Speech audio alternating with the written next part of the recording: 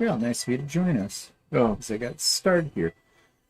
Okay, so we should be coming up. Yep, here we are. So, hello, Laura. Hello, Judy.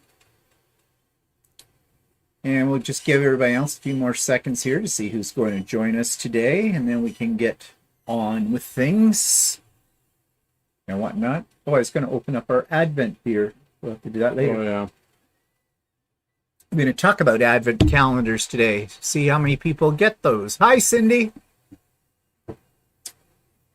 You're not saying hello? Hello. Hi, Cindy. Hi, Judy. Hi, Laura. The Grinch that stole Christmas, yeah. Really? I got to get my hair cut this week. Which one?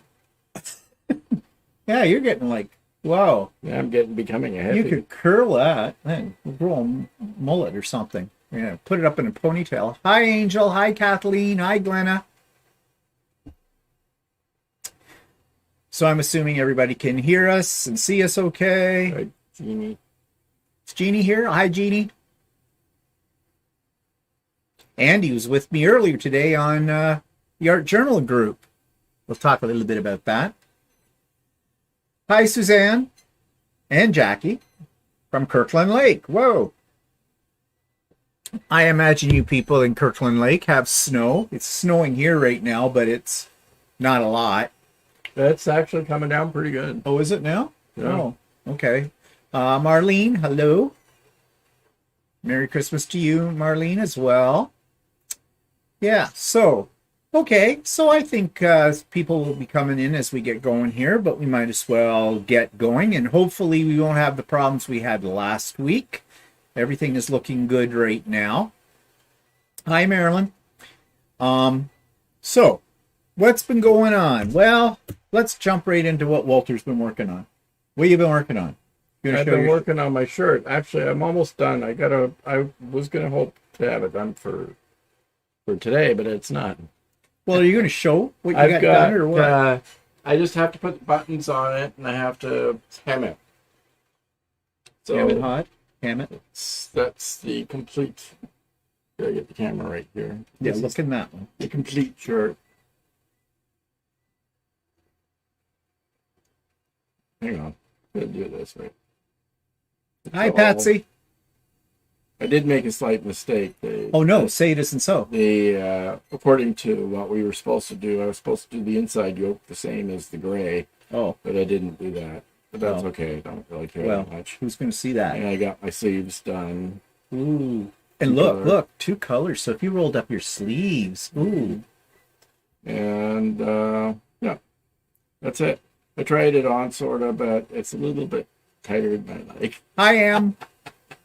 But it will still fit. I think my next time I make a shirt, I'm gonna have to adjust the pattern again to include that. Oh, what's that? I'll have to try it on, see how much you'd have to Yeah. take it in. So yeah, so I'm happy with it. It's a nice shirt. So I just get buttons on it, and maybe next week I'll model it. So Patsy says, you all got snow. We have sunshine and 75 degrees. May you die a horrible death, Patsy. No, really, I don't mean that. it's Glenn and Patsy it's actually like it. right at freezing point today. Well, I have one. Freezing point is 0. So it's just 1 degree above that. Oh, Marilyn says your shirt is stunning. It's absolutely stunning. You know, you did better than the factories in China. Yeah, Well, it's more customized. that's true. It's true. It is more customized and everything like that.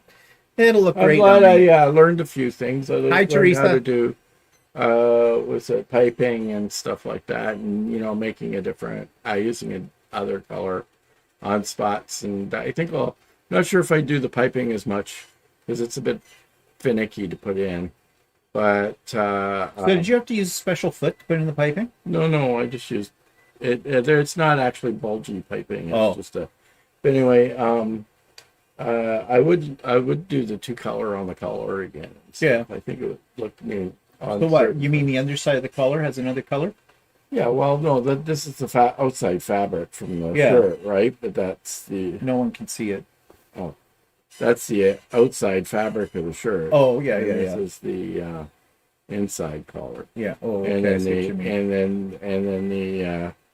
the button Button band thing. has the other color on it too. So Hmm. Very and then fancy. the inside is sleeves. The sleeves, the cuffs of the sleeves has a different color, Hmm. and it has a piping around the edges. Though that one didn't come out that great. So, but I mean, I'm learning. Next time it'll be a better job. So Hmm. the piping's a little better on that. Oh, that sleeve. means the next one when you make for me will be better. Will be Yeah. perfect. Yeah. It'll be summer by the time I see one of those. Um. Yes, I do. I use the edge foot for top stitching. I use the 1/4 inch foot if I do a 1/4 inch, um, 1/4 inch top stitching like on the collar. And if if I want to do 1/8 of an inch, I use the what they call the blind hem foot. It has the guide in the middle of the foot, and it's easy to keep your stitching straight so that you get a nice straight line all the way down the edge of your button band or something like that. Well. Um. Yeah. Well, so looks good. I have a quilt that matches. I that. have what they call flat felt seams. Ooh, flat felt seams. What are flat felt seams? They're difficult to explain. Oh. You have to sort of show how to do it. Oh. They fold over so that you don't see the seam on the inside, and then you have a double line of stitching on the outside. Oh. Sort of like a French seam. It's a they're little not. different than a French seam. But they're not. But actually, that's what a lot of the shirt manufacturers use as a professional finish. Patsy wants to know, do you still use 5/8 seams in your clothing sewing? And this shirt has 5/8 inch seams. Some of the patterns that I've used in the past have either 5/8 or 3/8 inch seams. This one has 5/8 inch seams. So why is there a difference? Why isn't it standard? It depends on the pattern. Oh. Whoever wrote the pattern. Some of the seams, like around the collar, I think are 3/8 of an inch. And I'll probably hem it with 3/8 of an inch. Well, ain't that nice? You got anything else to show? No. No. So what? Now that class is over, right? Yeah, that class is over. And then Brendan's it's up to me to finish putting the buttons on it and hem it. And then Brendan's not doing another class to what? To when? January? Well, it hasn't been decided yet, but probably won't be until January, depending on how much interest he has. Lately, the people have been not attending as much as they should. People have been sort of dropping off of the classes. So. Well, it's been pretty intense. He's been doing classes pretty much steady since. Yeah, I know, but that's usually it's driven by the people that want it done. And it's funny because people think, I want to do the next project. When are we going to do the next project? And so, okay, what do you want to do? And then everybody has a little bit of an election and we decide what to do. And some of the things are things that I don't really want to do, but I end up doing them anyway because I want to learn how to do it. So, and then what ends up happening is the ones that really want that project, half of them end up either not doing it or dropping it of the class. Oh. And like we did a jean jacket earlier this year, and there's one lady that really was adamant. She wanted to do this jean jacket, and there's about 3 of us in the class. I said, I don't know if I really want to do a jean jacket because I'm not really sure if I'll wear it or not, because that's sort of what I am. But I did it anyway just because to learn how to do it. And the lady that actually wanted to do it, she went to the first class and dropped out, and she's never done it. Oh, okay. In fact, there were a few people that were a little ticked off because there were a few people in the class that ended up doing the jean jacket that didn't really want to do the jean jacket, and then were a little ticked off that the person that was driving us doing the jean jacket didn't end up doing it. Well, you want to know something? Part of the problem there is the instructor. the instructor shouldn't be allowing the students to drive the class. He should come up with maybe one or two suggestions so they feel they have a say, and then go with that. You know, he's catering maybe too much to some of those ones that are in the group, and they're taking advantage of them. Teresa says, my students finished up their table runners this week with various interpretations of straight. Now they want to make a backpack. Ooh, okay. If she says, no. No. Yeah. I can see that. It's a bit of a leap from table runners to a backpack. I've never made a backpack. Actually, today I was going through, I bought one of those planners for quilters a few weeks ago, and today I was sort of going through it and putting things in that I might want to attempt next year. And I forgot I have all of these different bags that I bought patterns for, from Annie's Bags and that I haven't made yet, that I want to do. So, well, I guess it's kind of like that lady. Remember, we were in the sewing store a few months ago, actually, quite a few months ago. Now that a woman had dug her sewing machine out of her underneath her bed that she hadn't sewn with 1,000 years, and they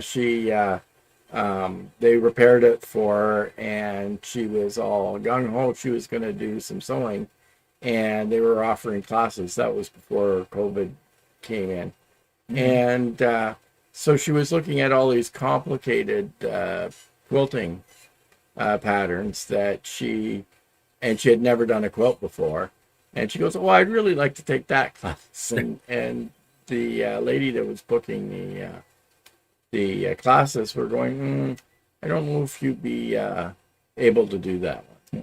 You know, like, try and be nice to say, you know, maybe that's kind of beyond what you want to do. Maybe you want to do start with something a little simpler first, and then, because you might lose interest in it. Yeah.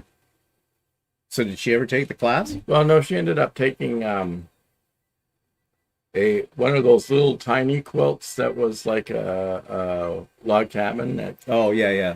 And actually, they were surprised she did better than they expected. So, oh, Angel says, do you use the planner in lieu of a quilt journal?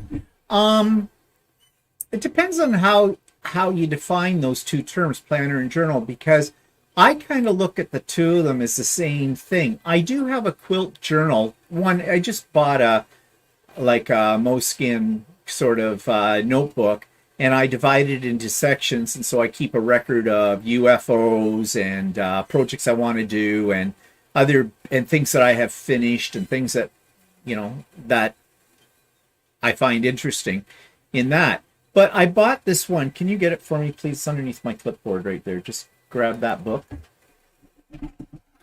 I bought this on a whim. It's called A Quilting Life Monthly Planner, and this is done by, I think her name is Sherry McConnell. And Sherry McConnell has a YouTube channel, the same name, A Quilting Life. And I saw it. It wasn't particularly cheap. It was like, well, it says on the back here, $18.99 US, but they were charging $27.99 Canadian. But I picked it up, and it's more than just a journal. It's got little tips and tricks and planning things for different things in it. I don't know if I'll use everything that's in this. I don't know how often I'll use it. I sat down today and started filling things out, like UFOs I have to finish, and they have a bucket list thing, like quilts you want to do, and stuff like that. I usually find I don't keep up with this kind of thing, but I thought I'd give it a try anyways and see, maybe I will. I do like to make lists. I'm a list maker. I always have been. And that's why I have the other book. But if you talk about journaling in the true sense of journaling, where you write a lot of stuff, I don't write a lot of stuff. It's more listing in that. So this one kind of appeals to me because that's really how this is set up, is for lists. So I don't know. I'll give it a try, see how it works. I have a feeling I will deviate from it quite a bit because that's the nature of me. Hi, Irate Overlord. It's Teresa. Oh, yeah. Teresa changed it to Irate Overload.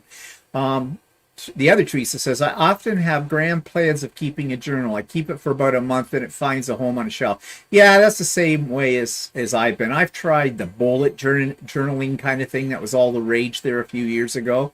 May still be the rage, but it certainly wasn't for me. And you know, you could spend a lot of time in a journal just putting in your stickers. That's what those journals were like. And using different colored pens and all kinds of stuff. And yeah, that didn't appeal to me. Only thing on my bucket list, Angel says, is now to finish my feathered stars. Marilyn's been asking me. I've been knocking off those UFOs since you got those. Yeah, I've got 3 left to do. And actually, I wrote those ones down in this little journal thing here today because I do want to get those done. And yeah. Have you ever had one of those perpetual calendars that have a quilt block on each day? They're good for inspiration.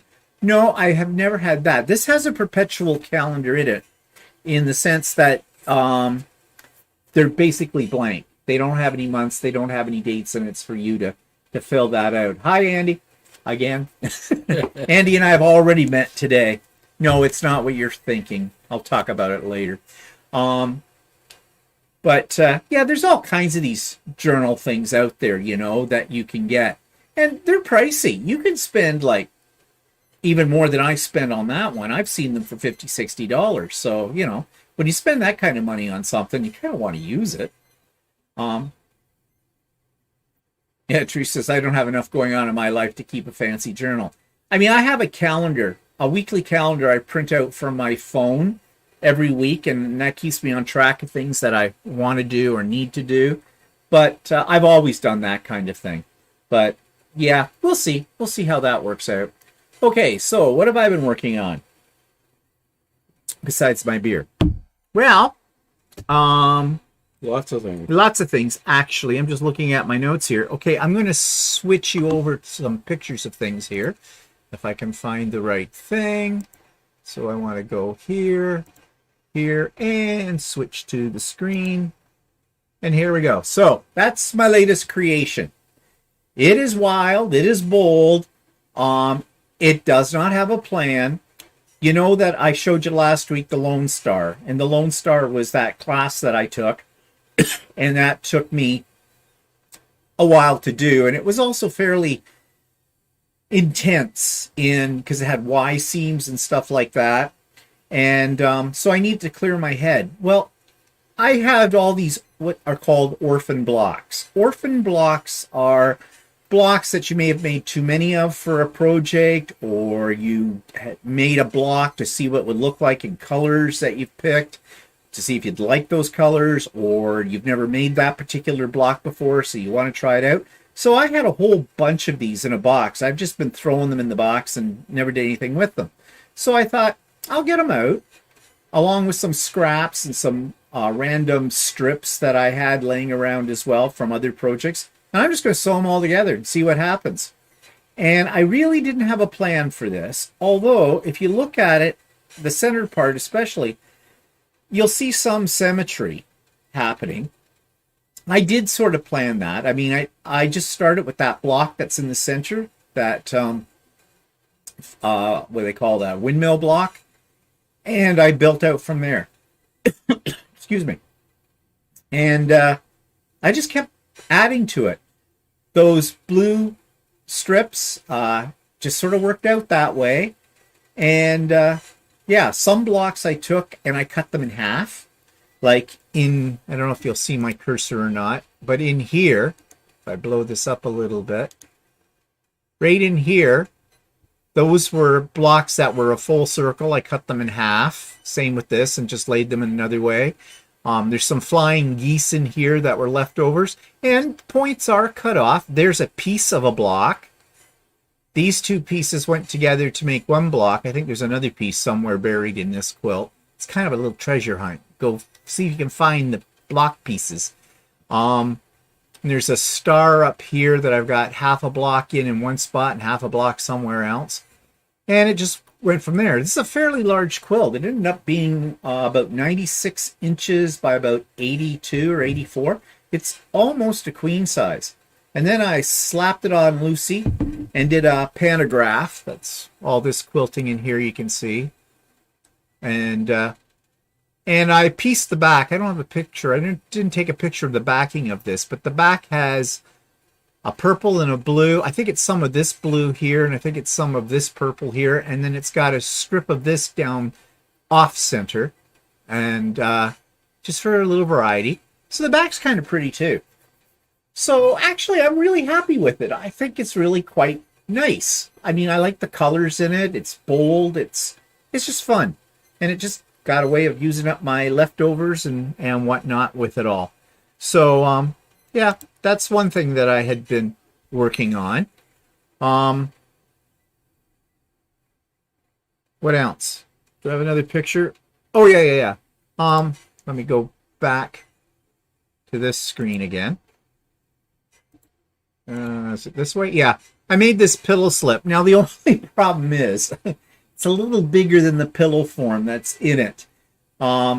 I didn't really think about that when I was making it, so that's why you see it's down here. It's kind of like leftover fabric. I need to get a bigger pillow form for it, but I just did this really quick. It was a free pattern. I saw it on, where did I see it? I downloaded it from somewhere. I want to say it was Jordan Fabrics, but I'm not sure if it was Jordan Fabrics.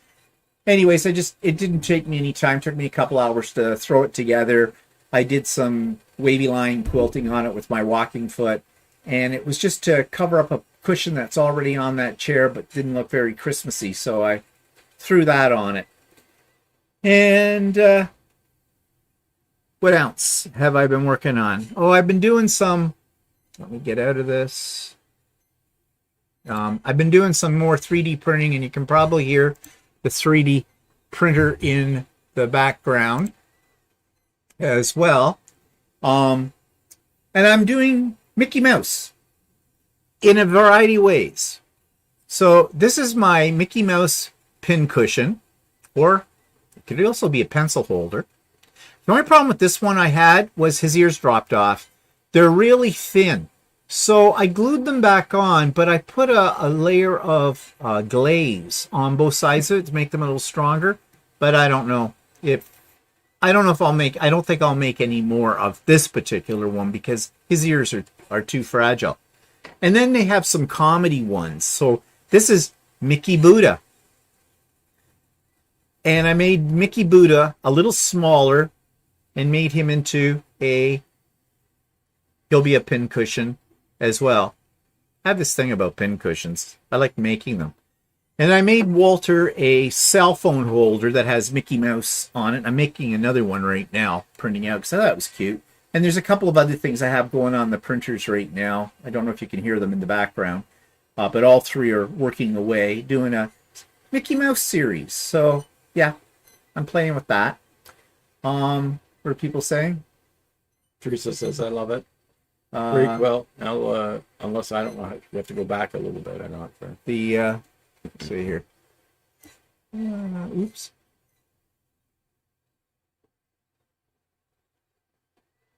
Great quilt. Thanks, Patsy. I think the orphan is an awesome idea, and why waste all those blocks? Looks great.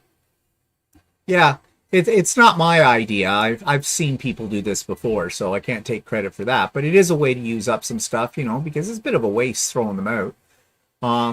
I cannot determine the color of the binding. Well, the binding is actually purple. It doesn't show up in the picture that well, but it is actually the same fabric that I used on the backing of it. One of the fabrics I used. So it's a bit of a dark purpley color.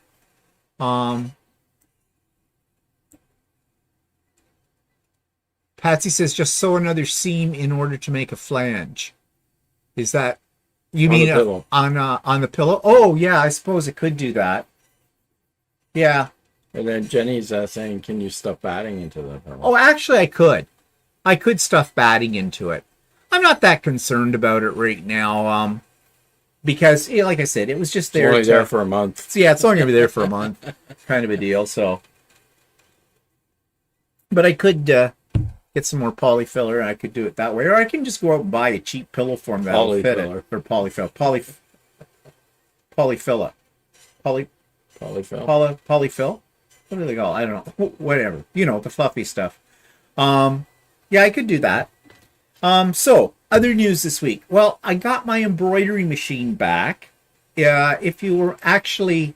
Last week I was talking about that my thread cutter had been fixed, supposedly, and it cut thread twice, and then it didn't work at all again. So I took it back into Ultimate Sewing this week and told them what the problem was. So it ended up they replaced the whole thread cutting unit in it. And I had to pay for that. I didn't have to pay for the labor, but I had to pay for the part because basically I had violated my warranty because I had tried to fix it. Which, yeah, that's okay. That's fair. Yeah, that's probably why it wasn't working because, well, Walter helped me break it. No, I didn't. You broke it before I. Oh, yeah, you won't take credit for anything. Yeah, right. I tried to fix it because you put it back together wrong.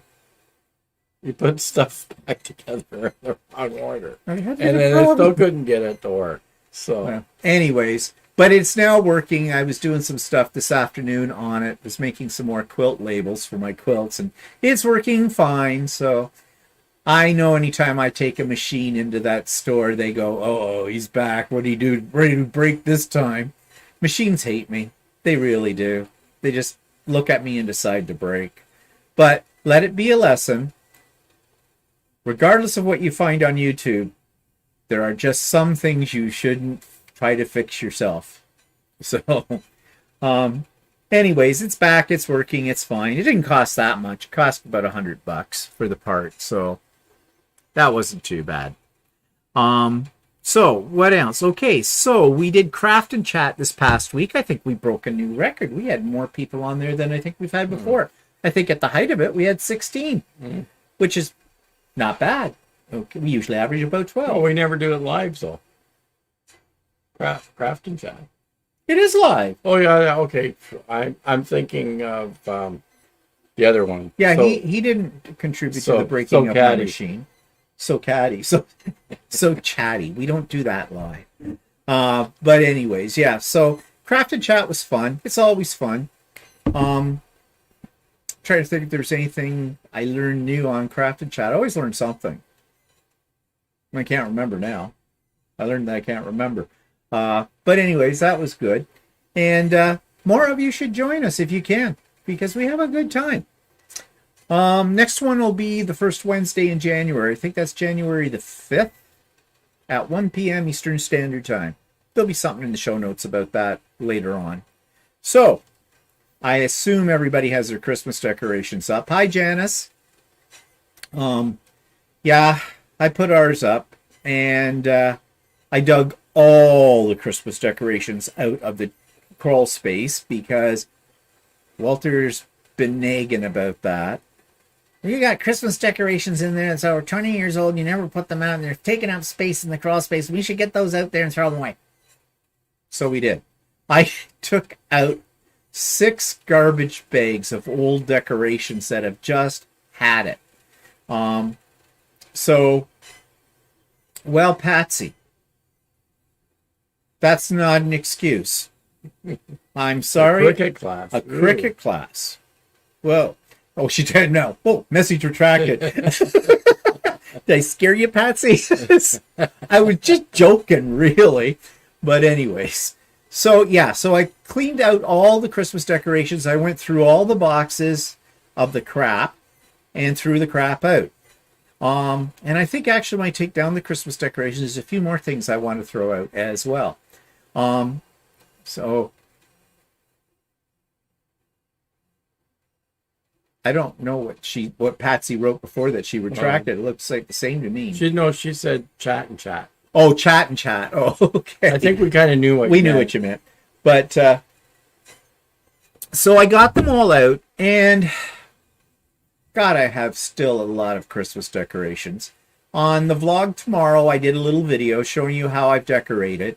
You will be sadly disappointed. I'm sorry, I am not like one of those ones who does the really over-the-top designer decorating. My stuff is mostly quilts or table runners, things that I have made. We have a little tree, always have, And yeah, Walter doesn't do any of the interior decorating, but he was busy out putting out Christmas decorations, and I discovered off onto one of his daily trips to Canadian Tire, if not twice a day, every day. Were you at Canadian Tire today? Yes. He bought candy canes, like light up candy canes. Yeah, ours isn't really designer. It's sort of designer tacky. Yeah, it's good. We believe in having a tacky Christmas. Yeah. Our next door neighbors are kind of designer outside. Yeah. And they probably cringe at my stuff. Yeah. No, I don't decorate No, like no, Ken no, it's Woven. not Ken Woven. Definitely not. My God. That woman, she's got thousands of dollars tied up in Christmas decorations. Although she is sponsored by several companies that specialize in decorations. So I wonder if she got a lot of that stuff free. I don't know. Teresa hasn't started decorating. Too busy teaching straight seams. Yeah. No tree this year, renovating. Yeah, you know, the one I used to love putting up the Christmas tree, but I can't stand anymore. That's why we've got a little one now that's about this tall. I can decorate it in no time flat. But I decided to do something a little different this year on the little tree. I found in the old Christmas decorations a couple of boxes of these antique glass Christmas balls that were your mother's, weren't they? Yeah, they were. Actually, I think they actually came from Holland. I was just going to say, did they come from Holland? Yeah, I think they did. I broke one. That's okay. My mother broke quite a few. We had quite a few more of them before. Well, we used to have ones like that too when I was a kid, and I think they eventually all got broken as well. But they are so fragile because one of the balls rolled off a table that I had everything set up on, and it hit a carpet, a thick carpet, and that was it. And it wasn't like it hit something hard; it just hit the carpet. But anyways, I put all those on the tree this year too. Thought, well, they should be on the tree because, you know. Actually, some people get really uptight if they, like they see things, shows like Kinwoven and that, and then they get really uptight because they can't match what they do on a show like that. Oh no, that's well, crazy. I did a thing on my vlog a couple of weeks ago about three of them. Christopher Allen, Christopher Heidemann, and of course Rebecca Robson, Robson, I think it is, on Ken Woven. Well, she is a professional high-end interior decorator. And I mean, the houses that she decorates, including her own, are all like part of the fact that she does her own the way she does is more as an advertisement. Yeah, for her services and things like that. Yeah. Judy, she's finished decorating. She got rid of the things. Looks festive in here. I haven't decided yet, Teresa says, yet whether to decorate the tree or leave it with just the lights again this year. 2 cats would probably make it iffy. I should hang it from the ceiling. Yeah, I know. Cats love those Christmas trees, don't they? Cleo. Actually, she was pretty good. She was pretty good. The first year or two, she didn't try to climb the tree because she wasn't a climber. But you'd hear in the middle of the night sort of tinkle, tinkle, tinkle because she knocked a ball off and was batting it up the hallway with it. That's why we went to plastic at one point. Figured, well, if she's going to knock them off, at least they won't break. Andy's trying to decide if she should buy a real tree, buy a full-size artificial trees, or use my tabletop tree. You want to know? I've never had, since I've moved away from home, after I graduated university, I never had a real tree. And the reason for that is the last year that my parents had a real tree, my mother always said, we're never buying a fake tree. I just love the smell of a real tree and all that stuff. Well, the tree they bought the last time they had a real tree, before Christmas Day, most of the needles had dropped off it. It was completely dried out. And they used to put it in water and all that kind of stuff and keep the water topped up. But you could hear it. You could hear the needles dropping off the tree. And then when we took the tree down after Christmas and took it out of the house, every needle came off that tree on its way up the stairs and out the front door. And my mother was vacuuming for days trying to get these needles out of the carpet. And 6 months later, we would still find a needle popping up out of the carpet. They just sort of buried themselves in there. And I believe me, my mother was a rampant vacuumer. She burned out a vacuum every year, I swear, because she was constantly vacuuming. That woman could suck. Wait, there's a joke in there somewhere. Anyway, so that was the year they decided no more real trees, and they always had an artificial one. But we've had many different artificial ones. We've bought. Yeah, the only problem I always have with the artificial, you always got to store them somewhere. Yeah. But then we went to the pre-lit ones. That was, I used to hate putting the lights on the tree. That was the worst part of it, getting the lights on the tree. So we bought a pre-lit one, a big 6-footer, one year.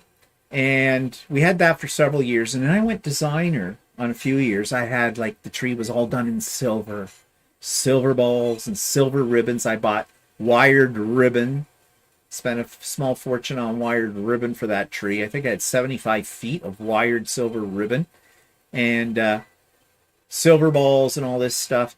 And then it just got to the point where I hated doing it. And we went to, we bought another tree. We took that tree we took out to Value Village. That one wasn't a pre-lit one. Yeah, well, that must have been the one we had before. I had one out in the garage. Remember earlier this year? Yeah, that was our big pre-lit one that we had used. We only used it for a couple of years, and then. Well, this must have been the one we had before that.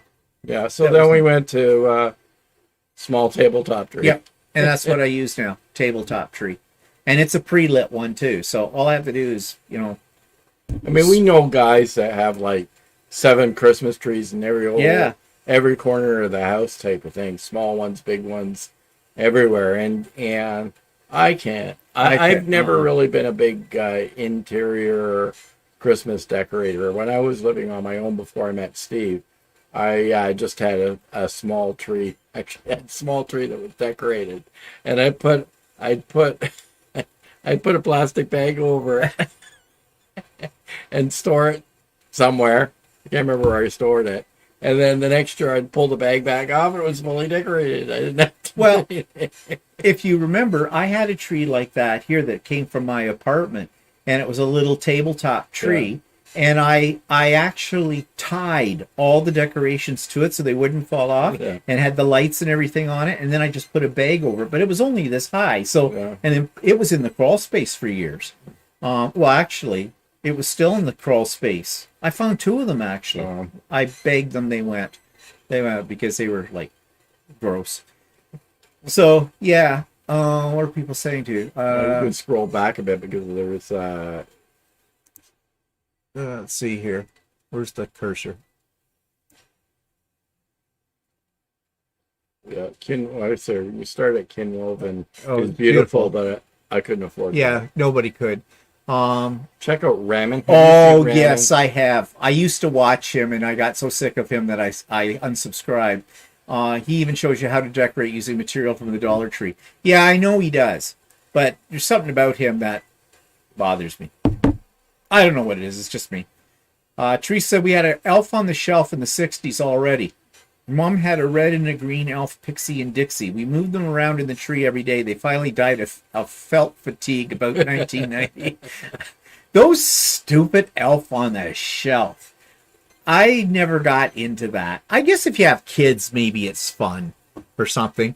Actually, I said if we ever got an elf on the shelf, we'd probably put it in poses that are rude. Oh, what's elf on the shelf doing now? How come his head is up his... Yeah. I'm serious, laugh out loud, but I also have tons of AIDS. I missed something. What did I miss? Okay, I missed something on that comment. Or either that or it's a spell check. Oh, maybe. Andy says, my Siamese cat jumped into my tree and brought it down. I had to anchor the tree to a 7-foot bookshelf. Yeah, my parents had 2 cats, and one of them was very rambunctious, and he did the same thing. So my dad had to wire it to the wall so that the cat wouldn't pull it over. Patsy says, I finally realized I was allergic to cedar. That's all we had when I was a kid. Hated them. Yeah, cedar as a Christmas tree? Yeah, I wouldn't want a cedar as I a Christmas remember tree. when I was a They little smell kid, nice.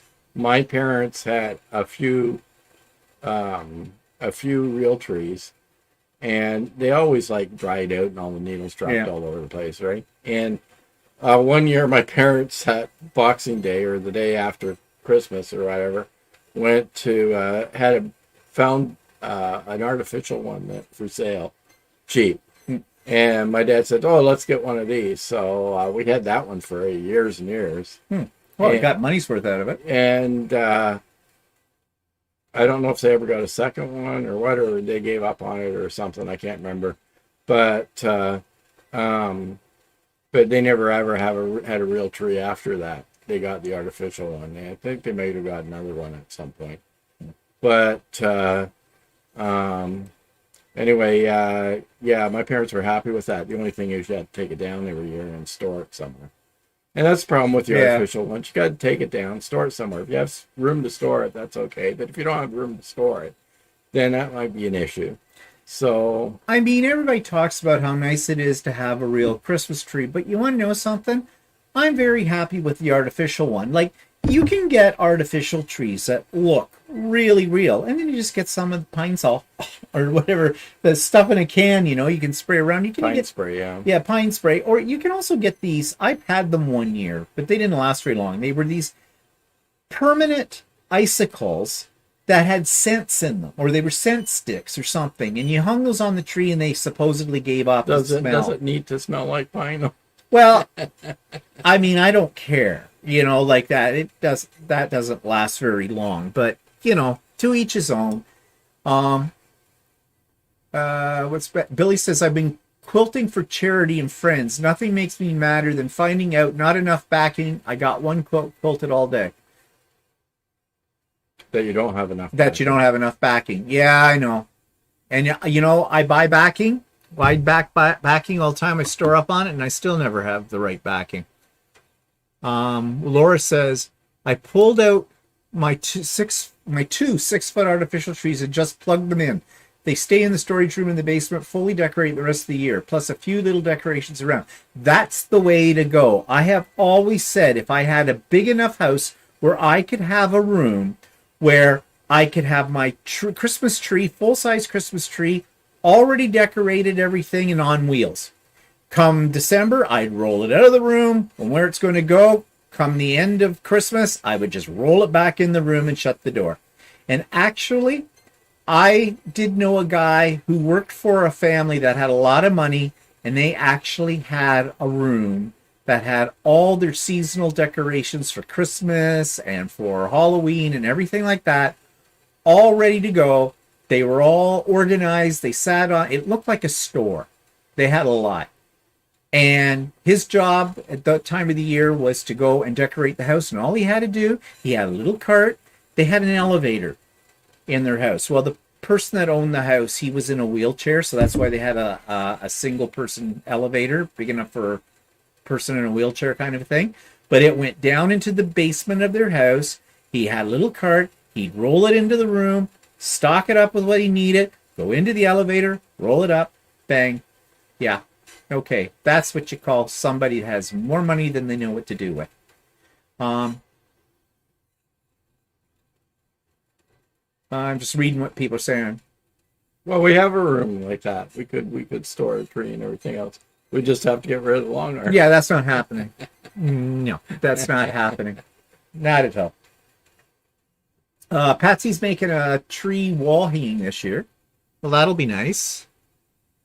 And I would love to have, Marilyn says, I would love to have one of those 50s, 60s aluminum trees with a spin around spotlight at the bottom. Oh yeah, those were cool. Yeah, I remember those. Yeah, that's right. Well, that was in the day when you couldn't put any lights on those trees. Yeah. Because the way the lights worked and everything, I think it was an electrical hazard. So Yeah. that's why they created the little spotlight with the 3 colors on it, and it rotated on it. Yeah, I'd forgotten about those. Cindy is not in the mood for Christmas. Hi, Nancy. Well, that's okay if you're not in the mood for Christmas. Yeah. You don't have to decorate or anything. No, you don't have If to. you don't want to, it's your house. You just do Okay, what you want. Kathleen, see you later.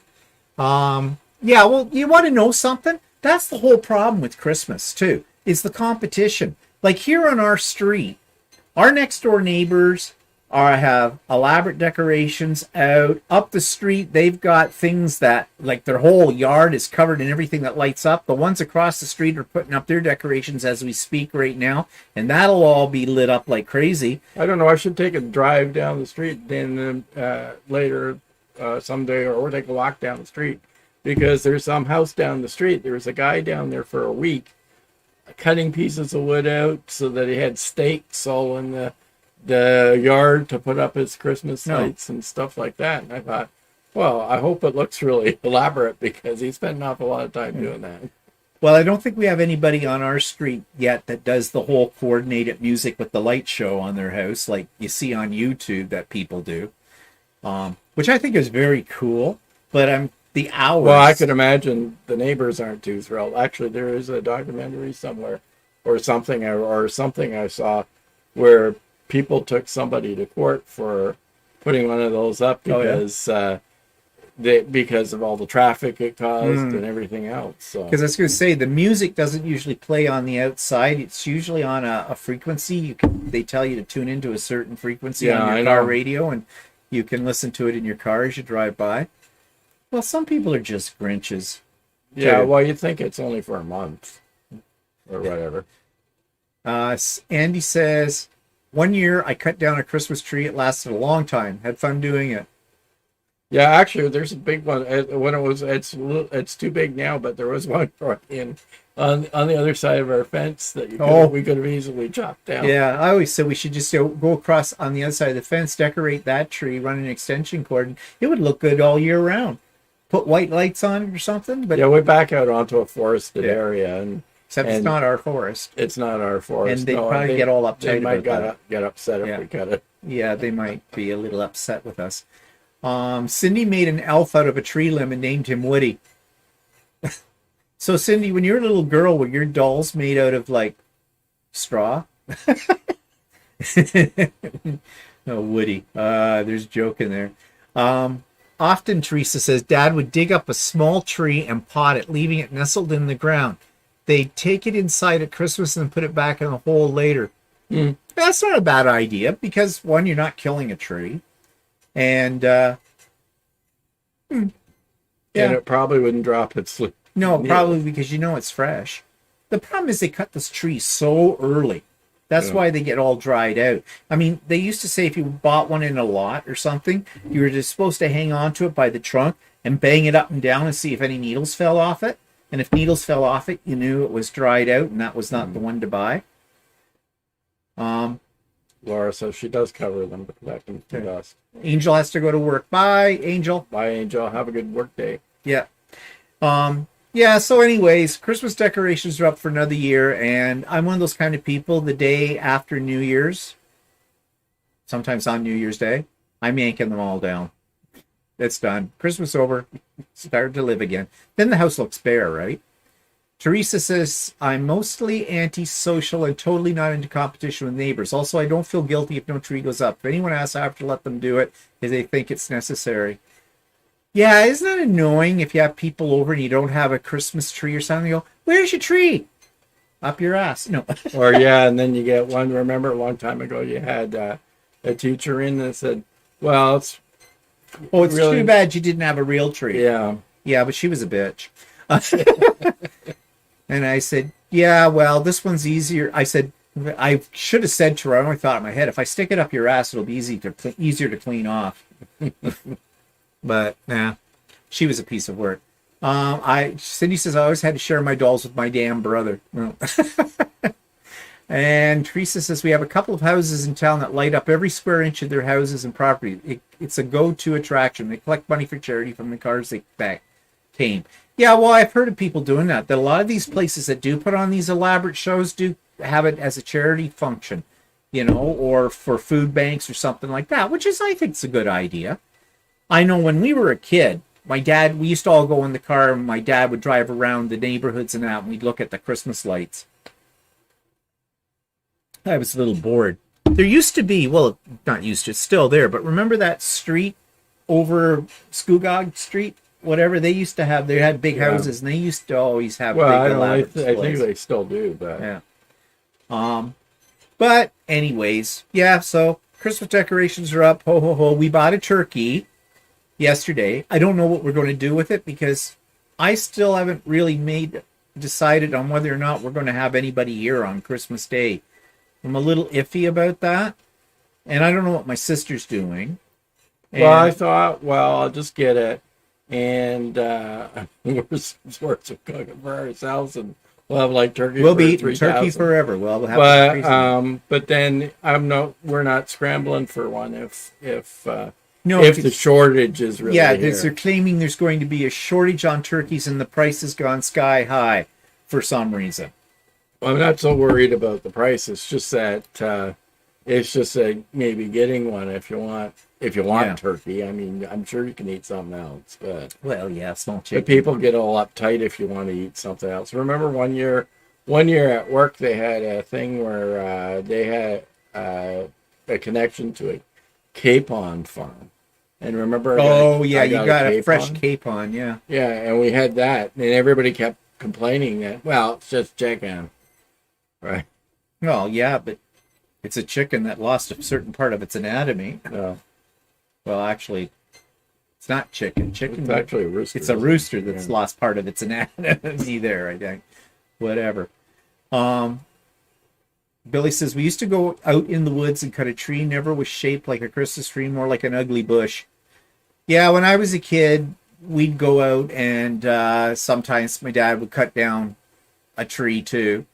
And you always had to look at it from every side to see, what side was flatter because you never got a perfectly symmetrical tree. And then you got it home and my mother'd be standing there staring at it and telling my dad, now turn it a little to your left.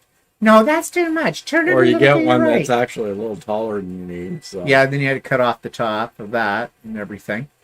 I loved decorating the tree when I was a kid because it meant, because I loved Christmas as a kid, but then what kid doesn't love Christmas? I mean, Santa and all that stuff and everything. So, well, I had a little weird Christmas when I was growing up because I was that much younger than my two older sisters. That my parents would get a tree, and when I was a little kid, I would help decorate the tree, but then later on, my sister sort of ruined it. oh, Well, one sister kind of ruined it. yeah, the dead one. Why would she root? Well, I don't know. She was just always very negative about it and everything else, and Your sister was negative about everything. yeah, I know. So that was a And surprise. so it wasn't as much. I remember when I was probably 6 or 7, it was still fun, but then after that, it wasn't so much fun. Judy's getting a chicken as there's only going to be 4 of them. No large turkey. Well, yeah, it's a bit of a waste, but, how big's that turkey that you got? It's about 14 pounds. Oh, that's a big turkey. So, well, they were all that size. So, Well, we'll be eating turkey until the cows Yeah. come home. Well, good thing it freezes. Let's see. Well, when we start looking at what to do with turkey leftovers now. Well, I'll have to figure this all out with my sister because I'm really I would like to have on Christmas Day to be at somebody else's place primarily because then I don't have to do any of the cooking. And when I say me, I mean Walter cooks the turkey because I wouldn't do it right. Fine by me, I don't care. You cook it. But if we have people here, I was thinking, okay, I got to figure out a better way to do it this time because going up and down those bloody stairs to lug stuff down because I can't get everybody around our dining room table killed me the last time. It's too hard on my back.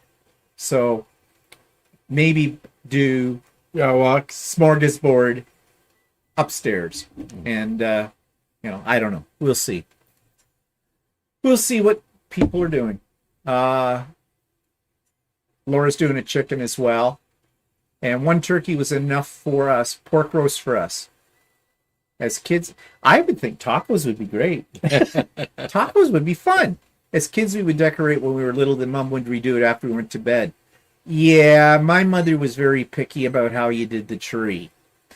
there was a certain order you put things on. The lights went on first, then the tinsel, and then you put the balls on, and then you put single strands, not clumps, single strands of tinsel icicles on it.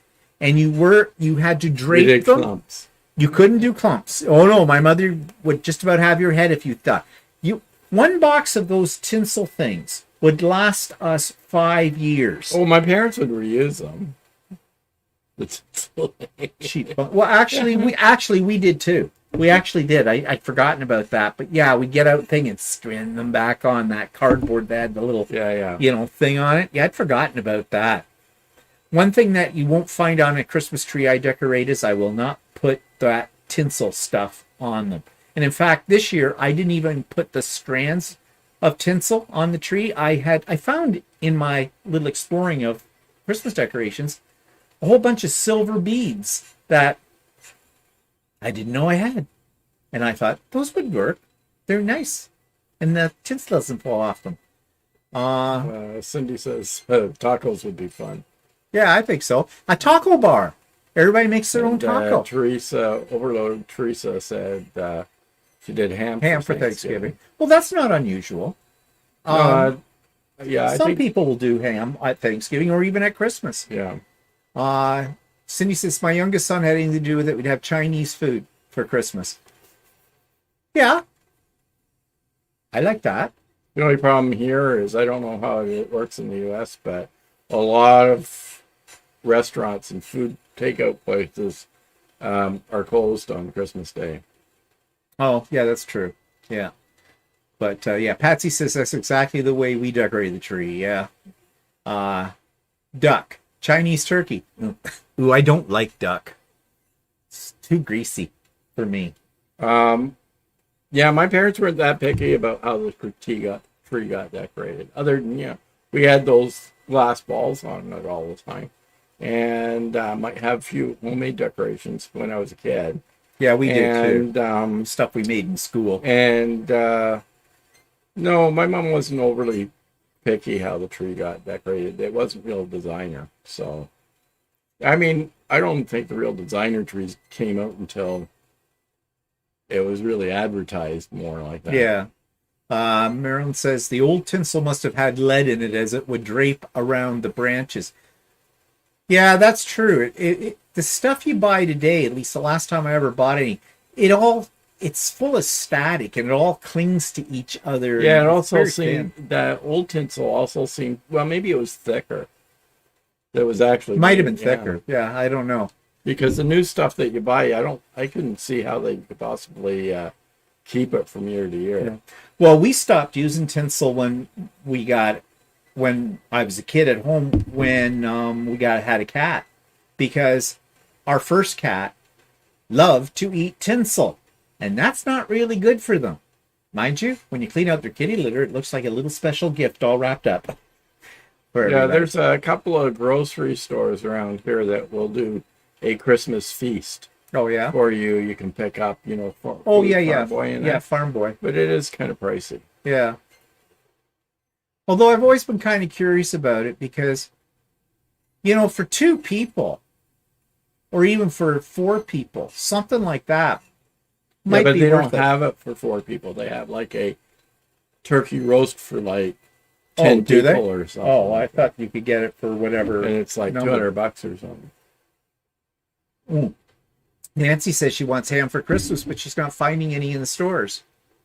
Yeah, actually, I bought one the other week or whatever when it was on sale. But yeah, there doesn't seem to be that much ham in the stores. Yeah, Marilyn says it was heavier. Yeah, the tinsel. And popcorn and colored paper chains for garland. Yeah, used to make paper chains from school, and my mother kept them from year after year, and we'd put those on. There'd be all these things we made as kids in elementary school, and she kept them, and we put them on the tree. But then once we got, adult age, my mother got rid of all that stuff, and she went designer. We stopped using tinsel when we started pulling it out of his butt. Oh, that reminds me. It isn't a Christmas story, but talking about pulling stuff out of a kitty's butt. This one's funny. This cat that we had when I was growing up, he was sort of a rescue. I'd been at a Boy Scout camp. I think I was 11 years old, 12 years old, and we were camping, and somebody threw three little furry bundles out of a car down this bottom of this hill that we were camped at. And we went exploring and found that there's three little kittens, and they were so tiny. In fact, they'd only just had their eyes open. So, long story short, three of us adopted a cat each and took it home. And I was a little afraid taking it home to my parents because I thought, I don't know, because I really wanted to keep them. I had them named and everything. I wanted to call him Jackie because my grandmother had a cat for a while, and that was Jackie and that kind of thing. Well, my mother said, yeah, we keep it, but you got to look after it. Yeah, well, that didn't last. Out of that. Well, I did clean the litter box, but everybody did in our household. Whoever was nearest to it, after the cat went, is like, someone go down and clean out that litter. But anyway, Scamp, she renamed him. She says, no, that's a stupid name for a cat.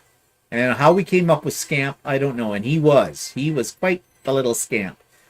Well, he would eat the string. He tried to get into the garbage, right? And he was a jumper. And if my mother put a roast or something, or ground beef or something in the sink to thaw, and she'd gone out, the cat would jump up on the counter and go in and gnaw it. So there was always a corner of the the ground beef or something, or the roast, with little chewy marks in the side of it where he chewed through the plastic trying to get out, but it was hard. So we always said that was the most tender part of the meat, whoever got that part. Yeah, we weren't long out of the trees.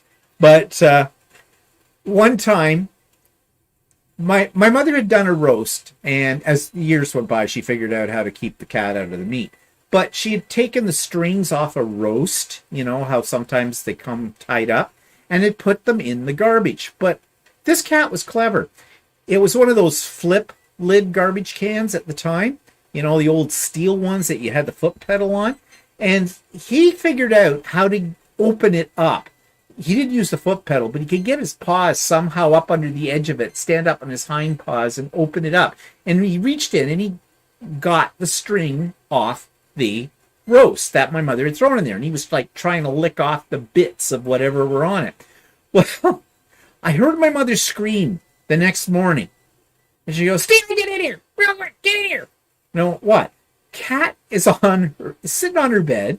He's washing himself. He's, what cats do, licking away and doing everything. And hanging out of his rear end is a butcher string. About 6 inches, 7 inches long. And my mother goes, "The cat's got a string hanging out of his ass." She says, "Here, give it a little tug." Well, I kind of grabbed the end of the string and gave it a little pull, but it wasn't coming out. There seemed to be some resistance to this. Cat didn't seem to care. It was still washing itself. Go ahead, pull it out of my butt, whatever. So we thought, well, this too may pass. But then my mother had gone into the bathroom. And okay, this is where the story gets stupid.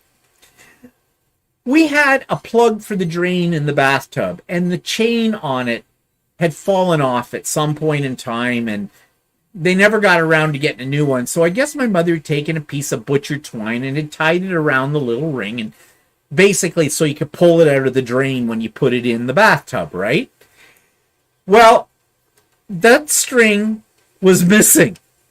And so was the plug. She couldn't find the plug. She goes, "Oh my God, that string's attached to the plug. The cat ate the plug." Well, wait. Now, if we'd been using our logical minds, which nobody seemed to be using, the plug was a good 2 inches or more in diameter. There was no way this cat could have swallowed a solid rubber plug. Okay? It just wouldn't happen. But we're not thinking that. And then finally, my mother, "Well, what are we going to do? We'll have to take him to the vet. They'll have to operate or something to get it out and a whole bit." And then I got thinking about it. I said, "Wait, Mom, the cat couldn't have swallowed the bathtub plug." And sure enough, the plug was in the bathroom. It had fallen off the edge of the bathtub and had rolled across the floor and was behind the toilet tank, kind of a thing. I think my sister or my brother found it. Well, we were a little relieved the cat had not, swallowed the bathtub plug. So, and the string did pass. The kitty went and did its business and the string was out. And then we figured it out. It was the string that had been on the roast that my mother had put in the garbage, and the cat had got into the garbage because she found signs of that. The cat had done that, and that's what he ate. And it came out his butt. But here we are thinking the cat has a 2-inch solid rubber bath stopper in its gut. Like, yeah, not going to happen. Anyways, that was just some of the stories I could tell you about Scamp. Yeah, I should do a series like I did about my grandmother. Tales about Scamp. Teresa's at work. The cafeteria would have Christmas dinner for the staff. Hospital. The night shift got a boxed lunch. Always get the leftovers. Cat eating string is not good. No, it was not good. And actually, either before that or years later, I was trying to learn how to knit. I was doing a class. I think I was in grade 7 or grade 8, and we were making these knitted squares that were going to be put into an Afghan and given to the psychiatric hospital in the town I lived in at the time. So that was my first and last endeavor to try and knit. My mother showed me how to cast on and how to knit a row. But as I was knitting, I was dropping stitches, so my square came out to be a triangle. And I ripped it all out, and it was Fentex. Do you remember Fentex wool? It was synthetic stuff. I mean, it was really popular because it was really cheap back in the early 70s. Everybody's making those stupid slippers out of them that, you slipped on and basically broke your neck. Fentex was pretty slippery. And I ripped it all out, and my mother had a tray sitting on an end table where I ripped it out, and I just had thrown it all in that and never put it in the garbage. Well, the cat ate it. Some of it, and then the cat had problems, and we had to take him to the vet, and the vet said the cat they x-rayed him, and his intestines had all been tangled up by this stuff. It had perforated the intestine somehow and it tangled it up. And my parents didn't want to have the cat put down, and this vet had just graduated from the veterinarian college, and he was working with his father, who was already a vet. And so this was his first major operation, outside of the college. And they took out in pieces, in little pieces here and there, little segments of the cat's intestine to get this stuff out of him. And the cat survived. But from that day on, the cat could never put on any weight. He was always only about 7 pounds skinny, and everything he ate kind of went through him really quick. But yeah. So I don't only break machines, I break animals as well. I never broke Cleo when we had her. But anyways, yeah. I don't know how I got on to all of that, but... And Cleo didn't really want to eat stuff like that. No. The cat lived for, I think Scamp lived for 14 or 15 years. Yeah, he was still... And he'd had other operations too, because... Well, like I said, there's a whole bunch of tales about that cat. Cindy's cat chews on plastic bags. Yeah, well, they love plastic. For some reason. I don't know what it is. Yeah, it is chew it. Yep. Teresa's animals are boring. Yeah, well, maybe it's better that way. So, we're going out. We're going to a social event. We have not been to a social event. As far as we know. Well, we think so. I'm a little bit iffy about it, but we have tickets. The guy who is teaching Walter's class that he takes is involved in a drag show at our local club, our gay club. We haven't been to that club in quite a few years. We hadn't been to it before COVID for a long time. Way before. So a bunch of them in his sewing class have all decided they're going to go to support him. And so we have tickets, and we're going to this thing. And apparently you have to prove you've been double vaxxed, and you have to wear your mask, and they've got it. They're only doing 25% of capacity that this place can hold, which this place can't hold that many people. So I would say at the most there'll be 50 people, maybe, if their capacity is about 200. I don't even know if it's 200. So that's next Saturday night. They're supposed to reserve a table for us. Yeah. It's our sewing group that's going. Yeah. So, anyways, In some Brennan ways, already warned them it's not a professional show. no. And it might be a little vulgar. Oh, it'll definitely be vulgar because last time we saw one of those kind of shows, they're always vulgar. But we'll tell you all about it next Sunday if we end up going. I'm still a little leery about all of this stuff, but we are double vaxxed. We are wearing a mask. It's social distanced. I don't know. We'll see. We'll see how that works out. Anyways, yep. Teresa says we're on our way to another lockdown in the London area. Hadn't heard about that yet on the news. I guess I need to eat a ball of yarn, Patsy says. Oh, oh, why? So someone will put... No, never mind. That's kind of dirty. I shouldn't say it. So we're going out. So what else? Okay. New game for you to play. Okay, first of all, there's all these people that have Vlogmases on. And, you know, they do a YouTube video every day until Christmas Day. And there is one guy, I have reviewed his station before, or YouTube channel before, and I'm sure you've heard of him. His name is Christopher Allen. His YouTube videos are, I don't know how to describe them. He is so, I never like to say bad things about other YouTube content creators, but his stuff is all over the top.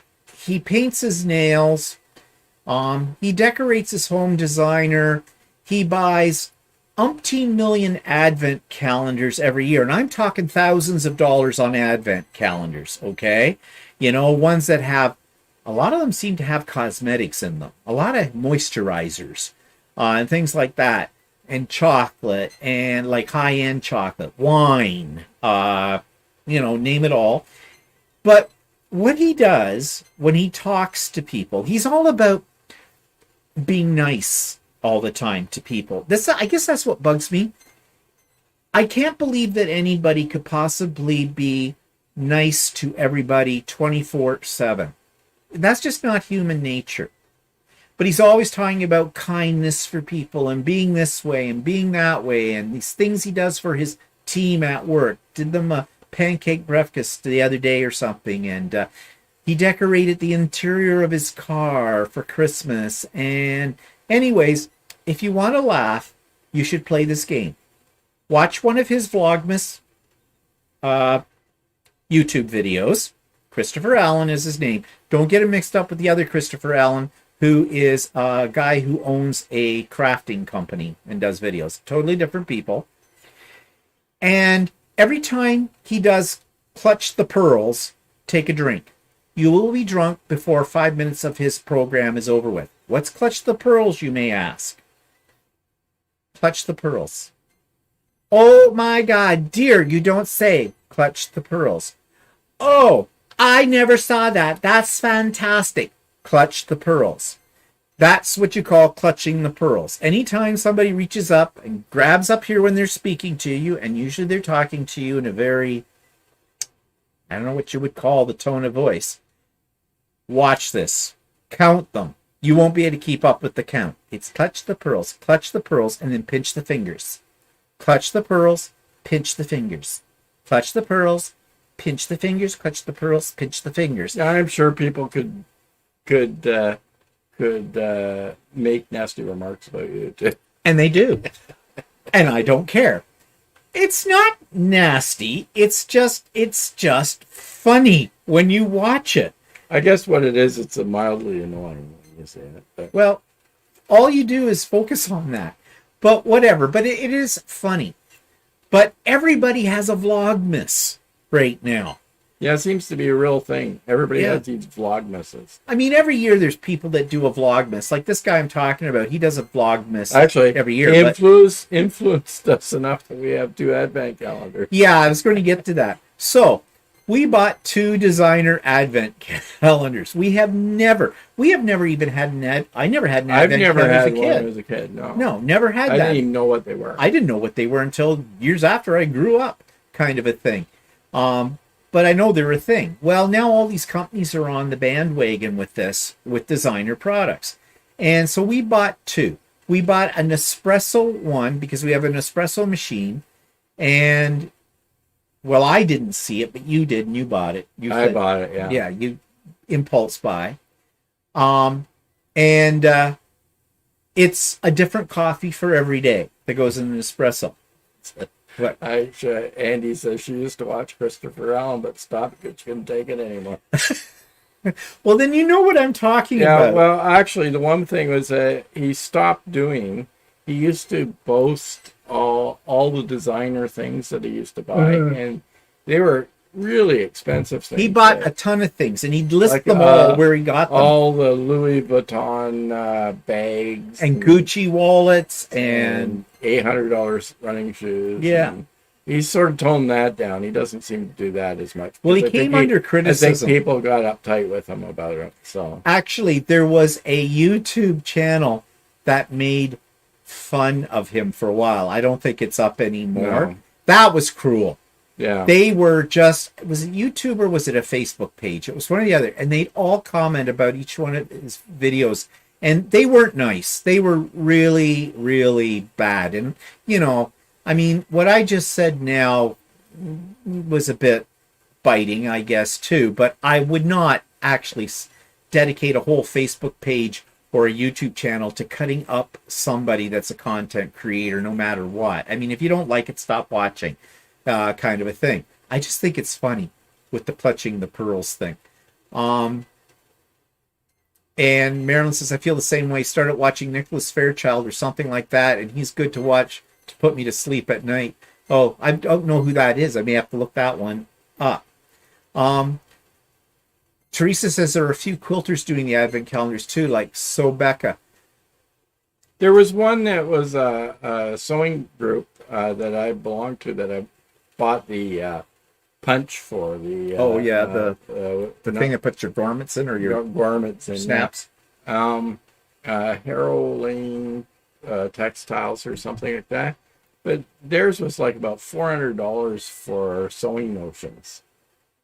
And I don't want to spend $400 for 25 grab bags, right? No.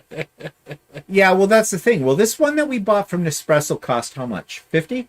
I think it was 45? 40, yeah, about 40 or 50, I can't remember. Yeah, something like that. Well, it is something that we do drink. So far, I'm not that excited by what's come out of it. Because yeah, I know. I think the way I figured out, it was about probably about $20 more than what it's worth. Well, I think I have a picture of it on here. Let me just see if I can find that. Where's my directory? Because I took a picture of that, and then we bought a second advent calendar, but it's beer. It's a local brewery here, a craft brewery. Put it up in early October that you could order this, and it's got 24 beers in it that they make that are all different. There's no two alike. And actually, it's kind of fun because we open one up. Well, it's kind of neat because we try beers that we wouldn't normally try. So yeah, so that wasn't too. Now that cost. It wasn't terrible. It was only about $85 or something. Then there was tax, of course, so put it like slightly over $100 for it. I mean, that's more expensive. How do they do that tax with it? Because I mean, beers usually have tax included. Oh, well, maybe. Oh, that's right. Well, I paid $108 or $105 or something for it. That's expensive. You must have had to pay for shipping. I thought it had free shipping. Well, I don't know. Oh, no, maybe. No, it wasn't. I did pay for shipping. I had the option to go pick it up or I could have it shipped. Yeah, so that must have been what the difference of it was. So, oh, yeah, there we go. I do have pictures of it. Okay. I'm going to switch us over here and show you what the Nespresso one looked like and the beer one. And here we go. So I didn't take a picture of the inside of it, though. I only took a picture of the outside. That is the box. Yeah, the box. But it's by Joanna Ortez. I have no idea who Joanna. I have no idea. Oh, that might be who designed the cover of the Well, box. that's probably it. That's probably the artist. But anyways, yeah, it's got inside tabs. You open them up, you pull out your little coffee capsule. But on the 24th, there's a bigger box. I think it's a coffee mug. That's in it. Yeah. We haven't opened that up because it's not the 24th. And the beer one, this is what the beer one looks like. It's a little blurry because I took this picture and what was sitting inside the fridge. But it has all the countdowns to it, and you open each one up. And it's a full-size can of beer that's in it. But It's heavy. it is heavy. Well, why? Why would that be any? Well, no, I mean, it's a heavy calendar. Oh, a heavy calendar. Yeah, okay. Not like your sample beers. It's like full-size cans of beer. Yeah, yeah. So, anyways, it's just for something fun, and so that's why we got them.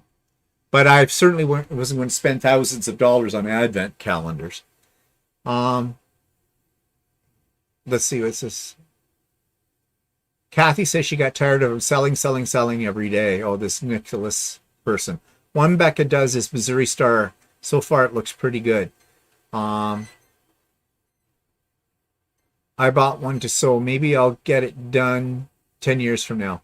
Oh, advent calendar to make. Yeah, I've seen patterns for that. Quilter's doing advent, like, so Becca. So Yeah, I guess that must have been, yeah. yeah. But she says it's a Missouri Star. Now, do you mean it's an advent calendar? Yeah, she said it was an Oh. advent calendar. So was it an expensive one? With the little sewing things in it? Because they can be really expensive. For the things that you're getting. I guess it's capitalizing on the fact kids have advent calendars with little cheap chocolate in them. So now this is for the adult crew. But anyways, yeah, that's our first venture into advent calendars. I don't know if we'll do those anymore or not. So, speaking of Missouri Star Quilt, I just finished Jenny Doan's autobiographical book she just did, How to Stitch an American Dream. If you're a quilter, everybody knows Missouri Star Quilt, right? It is a must-read for anybody who's a quilter that knows Missouri Star Quilt Company. The only thing I didn't like about it was, I didn't realize this. Jenny Doan is a fairly religious person. Every chapter she talks about praying for guidance on some issue. Now, I don't have anything against that, and she's not pushing it down anybody's throat or anything like that. It's not that kind of book. I just found that was something interesting. I didn't know about her. But it is interesting about how they started their business, because she always talks about how they were pretty much poverty stricken through, when her children were born and everything like that. But she managed to make things. She's got this upbeat tone to it. I think she is an upbeat person to start with. So, but it is interesting. It's a quick read, really. But, if you want something to read over the Christmas holidays, that would be not a bad one to go with. Kathy Patterson said she thought we were talking about Brutus Monroe. Oh, no. Yeah, his name is Christopher Allen, too. He's the other Christopher Allen. Yeah, and his business is Brutus Monroe. That's right. No, that's not the one I was talking about. I'm talking about the other Christopher Allen. They both spell their names the same way. But if you do a search on YouTube and put in Vlogmas Christopher Allen, you'll find his site for sure. He's also on Instagram as well. He's everywhere. He considers himself a lifestyle coach sort of a thing. I don't know. I don't like him. I'll be honest about it, but I watch him because I can't believe the stuff he does. Oh, and another one that's really gone crazy. If you've ever heard of him in the quilting world, the quilting cowboy, Dale Allen Rouse, Rowse. He just did a video dropping his existing channel as the Quilting Cowboy And now he's got something that's very I weird. think he's got his name's Dale Allen Rouse. That's Yeah. the new channel. That's the new channel. Yeah. That's what he calls it. Yeah, he's got about 4 videos up. Yeah, this is somebody who changed his medication and probably shouldn't have. Believe me. So if you've ever seen his other videos before, like they were off a little bit off the wall too, but they were about quilting and, fabrics. This one, I don't know what it's about. It's just weird.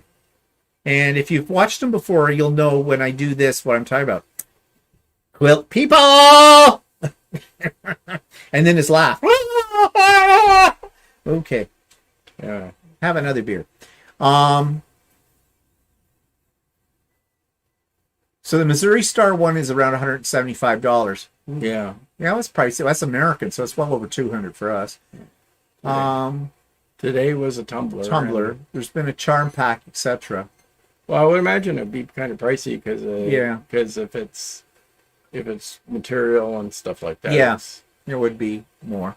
Teresa said she's You met Jenny. She's the most sweet, down-to-earth lady. She does a trunk show in the town almost every week in the local church thing. It's the only venue big enough. Yeah, I want to go someday to Missouri Star Quilt. There's only 2 things stopping me. 1, COVID. 2, it's in the States.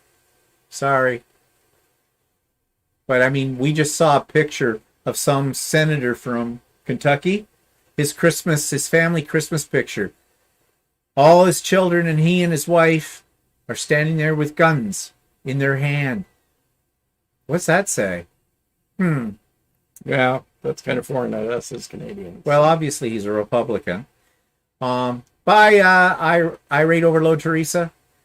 I just saw Dale. Oh, yeah. I've seen his videos and I know what you mean about the meds. Yeah. Oh, Nancy, Mr. Domestic. He's another one that somehow his medications have been mixed up. Yeah, he's struggling, and I think there's definitely a mental issue there with him. Did you know that he's actually Canadian? He's lived in the States, I think, for years, but he comes from out west. I think he comes from I think he's from British Columbia. British Columbia, Sure. I think is where he Not originally sure. I comes think from. he's from that area. They talked about moving to Canada again, Yeah. but then they moved somewhere else in California. They're still in California. They They're were in in- Palm Springs. Yeah, but- well, they're close to Palm Springs. Hmm. I guess I think there's a mountain range there, and I think they're on the other side of the mountain. So, anyways, anybody can have a YouTube channel, and Yeah, at least crazy it's, people can. at least it's entertaining. It keeps, Some people might think we're crazy. Well, I'm sure they do, but that's life, right? So I think that's about it for today. We're at our time. So vlog tomorrow, Idiot Quilter Tuesday. So Chatty this past week. It's up if you haven't seen it yet. We reacted to comments from viewers. I hope that didn't come off like we were criticizing people for asking us questions, because that wasn't our intent on there. But You just get weird questions. sometimes you get weird questions, yeah. Mr. Domestic was bullied on his channel, really hit him hard. Yeah, Patsy, he talked about that, and somebody hijacked his channel at one point as well, too. But I have a feeling that he has maybe a few other issues that stemmed or came from before the channel got done. Oh, well. Well, the problem is that if you're like too, I don't know how you raise that, too Vulnerable? no, I don't know, like if you're doing one of these YouTube channels, I guess you're target for Yeah, all you are. kinds of nuts, right? Yeah. And you have to be able to just let things You have go to let past you. comments like run off your back, like kind of a thing, because there's haters out there for everything too. I mean, we've been fortunate we haven't had too much of that, but you know it happens. It happens. We have had I it. mean, we've had it walking down the street before, so Well, yeah. So yeah, but you have to build up a thick skin to that kind of thing. I mean, if you're putting yourself out there on YouTube channel, and if you are being at all personal, or you slip into, like we tend to be fairly personal on here. So, you know, you're opening yourself up to that. But that's okay. I've got a thick skin most of the time. And if somebody says something really derogatory that I don't like, as I've said many times before, I have the power of the delete key. Bye-bye. Bye-bye. So, anyways, thanks for joining us today, everybody. And check out the other things that we have coming up online this week. And yeah, I hope you have a good week. We're getting closer to the big day, whatever that's going to look like this year. And yeah, Month's moving too fast. it is. Time has moved fast through COVID, anyways. Yeah. But well, that's a discussion for another day.